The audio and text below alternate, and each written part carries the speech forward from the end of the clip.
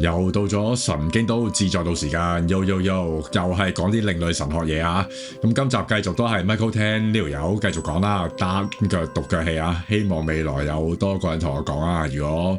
即係有人自薦同我一齊對談都唔錯啊，因為成日每個禮拜諗題目都諗到我頭腦大啊！咁啊，今日講咩呢？即係啱啱呢個禮拜我就上個禮拜啦，應該咁講，上個禮拜就要預備呢個激進神學啊，咁啊講咗呢個即係星期日嚟緊呢個星期日啦，即係聽日，咁我呢個而家係英國嘅時間星期六，咁啊諗住聽日咧就要講道啦，咁就係講5分鐘，講呢個咩叫激進正義啊 ，Radical Justice 啊。咁啊無獨有偶咧，我星期二咧又有一份工喎，咁啊又係見呢一個 Radical Justice 嘅即係 officer 啊，咁啊人工都唔錯嘅，咁睇下即係有冇緣分啦，或者有冇機做啦，咁啊另外都仲有一份工見嘅，不過遲啲再講啦，即係見得到或者見得成功，咁啊再同大家分享啦。咁今日啊主要講咩咧？咁啊，今日咧我就收到，即係呢幾日啦，收到唔同嘅人嘅 inbox 問我一啲即係神學嘅題目咁樣啦。咁我都想藉着呢個 podcast 啦10幾分鐘，簡單講下一啲嘢咁樣啦。即係冇話嘢啊，即係一啲簡單嘅神學啊咁樣。即係希望可以幫人又好，幫大家釐清其實神學一啲都唔複雜嘅，係我哋嗰啲搞神學嘅人咧講到啲嘢懶複雜咧，講到懶深奧咧，以至到啲嘢咧成日都覺得俾人唔落地啊！咁啊，唔講咁多啦，咁啊講下今日講乜先？咁啊，今日咧就想講關於一啲創傷神學嘅嘢啦嚇，或者創傷嘅人係咪扭曲信仰或者被扭曲咧咁樣？咁點解會無啦啦講呢個題目咧？就係因為有一個人即係 inbox 我啦，咁啊詳細唔講佢講咩啦，因為我覺得佢寫嘅即係文字啦，有啲論盡咁樣啦，同埋太多嗰啲神學嘅。即係我叫做太多學術字眼啊！我覺得呢啲學術字眼咧，好多時都係太無謂啊！即係如果你能夠做神學，能夠做到喺學術世界，你又即係做到嘢，冇話做到嘢出到 paper 或者係被即係世人認可啦，或者學術界認可，同時間你係可以同掃地阿姐傾到咧，咁你先係叫做真正一個即係神學人或者神學家啦咁樣。咁我嘗試咧就簡化下呢個同學仔講咩啦嚇。咁呢位朋友咧就想探討一個我覺得比較深刻嘅神學議題啦。佢就覺得即係問我關於經歷創傷之後嘅幸存者或者人啦嚇嘅朋友，或者可能基督徒或者唔係基督徒啦，佢冇特別指明啦。咁佢哋嘅應該係基督徒啦，佢嘅信仰觀念好多時都會被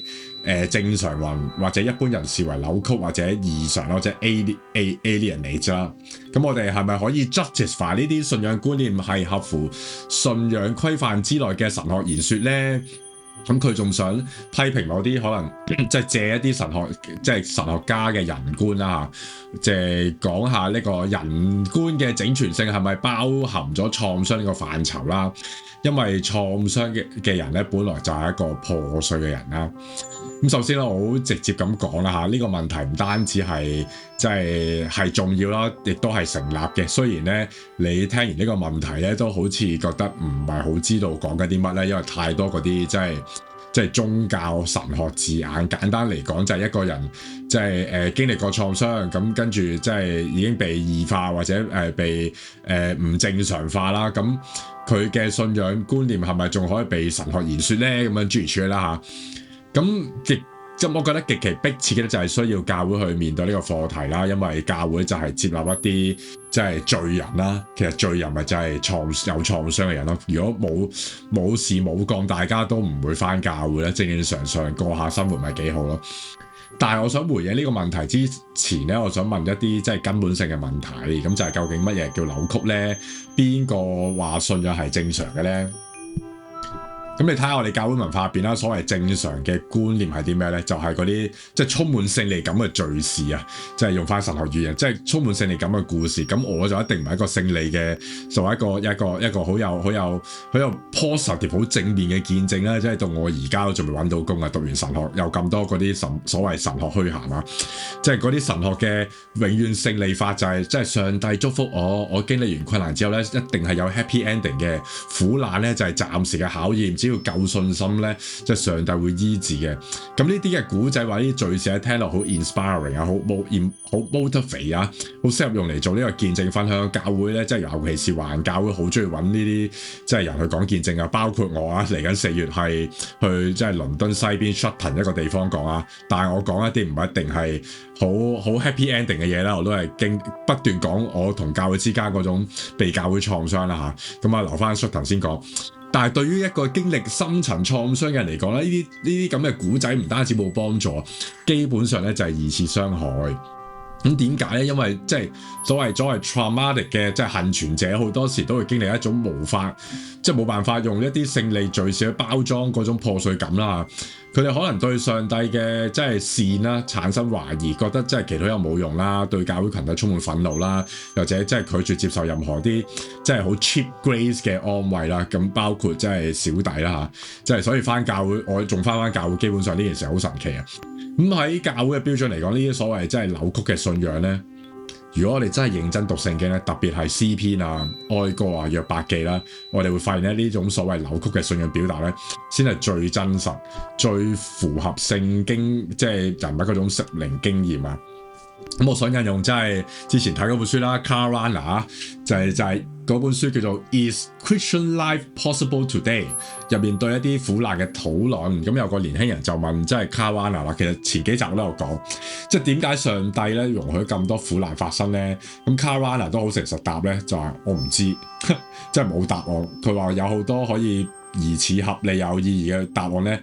即係可以 make it up 嘅，但係到最後咧，苦難都係上帝理解奧秘嘅一部分。咁對於即係接受盼望有希望呢樣嘢咧，就係我哋要用愛去接受一啲即係用愛嘅角度咧接受上帝，即係有一啲經歷又好磨練又好，我哋無法解釋嘅嘢對於苦難。咁呢個神學嘅立論，我覺得好重要嘅，因為 Karl Rahner 咧唔係叫我哋放棄求問啊，而係要我哋去承認喺苦難面前咧，所有嘗試合理化去解釋嘅無謂聖經神學論述咧，到最尾都係碰到一面牆，就係冇辦法解釋。而對於即係創傷幸存者所經歷嘅咧，正就係呢埲牆啦。因為信仰即係基本上就係唔係零同一，就係答佢唔到。咁呢位即係咁呢一個即係所謂同神學人論有咩關係咧？咁都有啲關係，我覺得都比較核心啲啊。因為傳統嘅神學人論啦，所謂 theological and theology 啦，即係人類學啊，特別係受即係希羅哲學嗰種影響啦，即係好中意講整全啊、圓滿啊、好理想嘅人性啊，即係 blah 呢啲啦，呢啲所謂嘅即係字眼啦，入邊包括創傷啦、破碎啦、好多傷痕啦、好多欠缺啊，需要被修復啊、治療啊、去克服嘅嘢，所以創傷嘅人咧自然被即係標籤啊，係一啲破碎人啦、唔完全啦，需要被即係醫治嘅人啦。咁呢個神學嘅人論咧有一個比較致命嘅問題，就係忘記咗道成肉身嘅基督啊！即係耶穌基督就係喺十字架上面嗰個所謂整全圓滿嘅形象係點咧？即係佢係被毒打啦，所謂鞭打、釘、遺棄、被侮辱嘅形象啊！所以復活之後嘅基督咧就冇抹去呢啲所謂創傷嘅痕跡，即係好似即係約翰福音話俾我哋聽啊！復活嘅基督咧仍然係有釘痕嘅，呢啲嘅傷痕咧唔係缺陷，而係佢身體一部分，呢個就係佢得勝嘅記號。所以一個真正以基督心為心嘅神學人論咧，唔係將佢啲創傷排除喺成個人嘅整全性，即係人冇事先係世界無敵啊！相反，我哋係要認真咁樣諗下創傷、破碎、傷痕呢啲嘢點樣可以令到你認識神、認識自己、認識我哋人性嗰部分。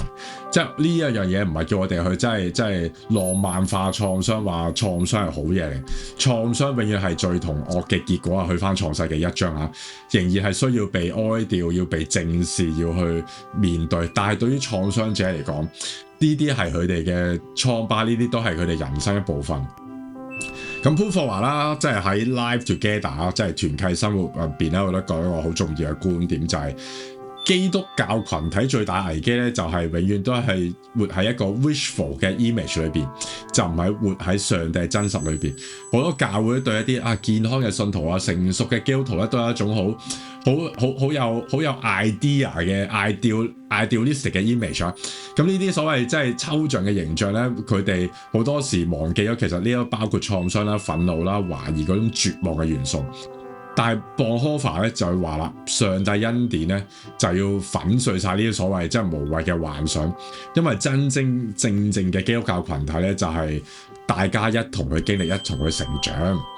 咁對於即係創傷者有咩意義咧？意義就係咧，你唔需要扮你冇受傷害，唔需要喺信仰群體即係強顏歡笑，唔需要一啲勝利嘅見證或者勝利嘅敘事去包裝你嘅經歷。你可以真實咁樣喺教會嘅群體或者喺上帝面前帶住你嘅傷痕、你嘅憤怒、你嘅懷疑，帶喺呢個上帝面前。呢啲就唔係扭曲嘅信仰，呢啲係叫做真正嘅信仰。呢個係十字架嘅信仰。咁啊，其實要講咧有排講嘅，咁我覺得即係如果要推薦講即係 trauma 神學，即係呢個創傷神學，我建議有幾本書啦。咁其實我上一幾集都有講啊，包括其中一個作家啦，即係我即係學術界即係神學嘅 mentor 啦，就係 Karen O'Dani 佢嘅創傷神學作品啦。雖然我手頭上咧冇佢具體書啊。即係其實佢有好多嘅 search 佢名大把，即係值得揾佢嘅著作。佢應該都係當代即係最著名講呢個即係創傷神學嘅學者啦。咁另一個就係一本書叫做 Trauma and Grace 啦。咁咧呢本書將創傷理論同改革中嘅神學結合啦，特別係討論創傷對神學語言而且對恩典嘅理解啦。另外一本就係頭先嗰本書，一個作者叫做 Cynthia Jones 咁樣啦。咁第三咧就係 Shelley Rambo 啦。咁佢有一本書叫做 Spirit and Trauma， 咁佢係從聖靈嘅角度去理解創傷啊。咁啊，博科法嘅 Life Together 唔使講啦，Caruana 嘅 Is Christian Life Possible Today 又唔使講啦。咁最後啦，即係另外有一個朋友 inbox 我。咁啊，唔知係咪睇完我一啲近來嘅經歷啦，即係近來我有一個邀請啦，上一集都有講啊，即係某一個英國皇家嘅基金會邀請我去帶一個靈修操練日啊，即係巴閉啊，咁所以